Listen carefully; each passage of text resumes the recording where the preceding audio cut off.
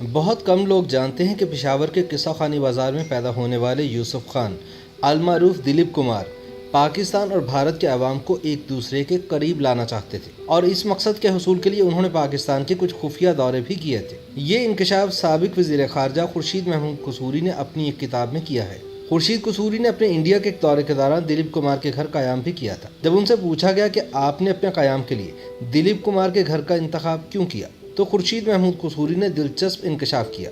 انہوں نے کہا کہ دلیپ کمار نے بھارت اور پاکستان کے ہندوؤں اور مسلمانوں کے درمیان تعلقات بہتر بنانے کے لیے 2 مرتبہ پاکستان کا خفیہ دورہ بھی کیا تھا، اور یہ بات میں نے اپنی کتاب neither a ہاک Noor a do میں بھی لکھی ہے۔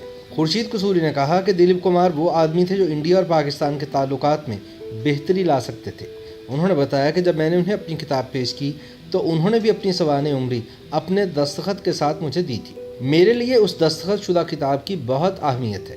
یاد رہے کہ دلیپ کمار پشاور میں پیدا ہوئے، تقسیم کے بعد انڈیا چلے جانے اور بالی ووڈ میں شہرت کی بلندیوں کو چھونے کے باوجود انہوں نے پاکستان سے اپنا تعلق کسی نہ کسی شکل میں برقرار رکھا۔ ادھر پاکستان میں بھی دلیپ کمار کے مداحوں کی بہت بڑی تعداد ہمیشہ سے موجود رہی ہے۔ سن 1998 میں نواز شریف کے دوسرے دور میں حکومت پاکستان نے لیجنڈ دلیپ کمار کے فن کے اعتراف میں انہیں پاکستان کے اعلیٰ ترین سول اعزاز نشان امتیاز سے بھی نوازا تھا۔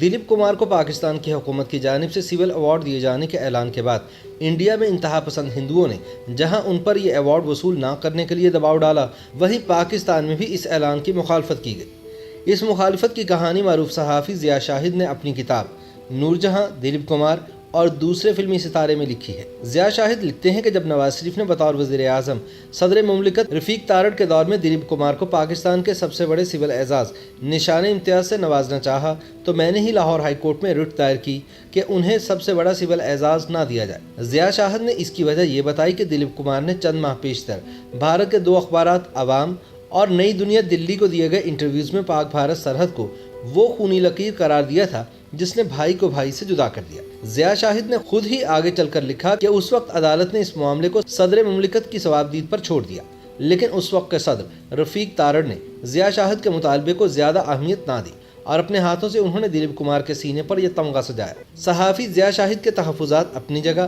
لیکن اس کے بعد کئی موقعوں پر دلیپ کمار کی گفتگو سے یہی اندازہ ہوتا ہے کہ وہ سرحد کے دونوں اطراف بسنے والوں کے درمیان باہمی رابطوں کے فروغ کے زبردست حامی تھے۔ نشان امتیاز وصول کرنے کے بعد دلیپ کمار نے میڈیا سے جو مختصر بات کی تھی وہ بھی دونوں طرف کے عوام کے درمیان بہتر روابط کی خواہش پر مبنی تھی۔ اس موقع پر دلیپ کمار نے کہا تھا کہ میں آنر محسوس کر رہا ہوں، میں امید کرتا ہوں کہ یہ ایوارڈز اور اسی قسم کے ثقافتی روابط سرحد کے اطراف میں محبتوں کی علامت کے طور پر دیکھے جائیں گے اور یہ ہمیں ایک دوسرے کے قریب کریں گے۔ دلیپ کمار پاکستان آئے تو اپنے آبائی شہر پشاور بھی گئے۔ پشاور شہر کے قلعہ بالا حصار کی سیر کے دوران انہوں نے میوزیکل بینڈ کی خوبصورت دھن پر اپنی اہلیہ سائرہ بانو کے ساتھ رقص بھی کیا تھا۔ ایک ویڈیو میں دیکھا جا سکتا ہے کہ وہ قلعہ بالا حصار میں گھوم رہے ہیں اور ہاتھ میں مائک تھامے اپنی کہانی بھی سنا رہے ہیں۔ یہ شہر بہت سی یادوں کی آواز گاہ ہے، بچپن سے لے کر لڑکپن تک کی یادیں اپنے اندر سموئے ہوئے ہیں۔ میری زندگی کی داستان بھی اسی قلعے سے وابستہ ہے۔ پشاور میں انہوں نے ایک تقریب میں ہندکو زبان میں بھی گفتگو کی۔